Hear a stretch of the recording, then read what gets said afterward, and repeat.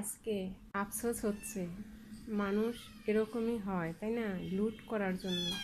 আজ যা দেখলাম গণভবন থেকে যেভাবে যার যার মতো জনগণের যে সম্পদগুলো ছিল সব যার যার মতো নিয়ে যাচ্ছে, এটা কি আসলে কাম্য?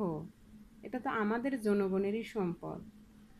আর পরবর্তী যে সরকার আসবে সে তো হিমশিম এমনিতেই খেয়ে যাবে।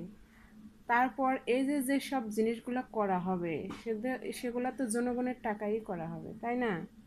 তাহলে আমরা যেসব মানুষগুলো অবুঝের মতো কাজ করে যাচ্ছি, জনগণের সম্পদগুলো এভাবে লুট করে যার যার মতো নিয়ে যাচ্ছি, আমাদেরকে একটু বিবেকে নাড়া দেয় না?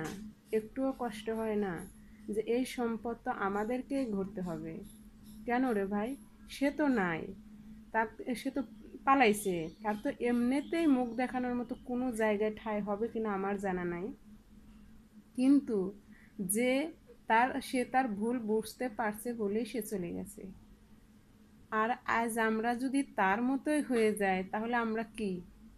আমরা এত কষ্ট করে এত রক্তর বিনিময়ে, হাজারো মানুষের রক্তের বিনিময়ে এই দেশটা স্বাধীন করলাম দ্বিতীয়বার, এইসব লুট করে খাওয়ার জন্য? নাকি দেশটা স্বাধীনভাবে রাখার জন্য, স্বাধীনভাবে চলাফেরা করার জন্য? হায় আফসোস হচ্ছে।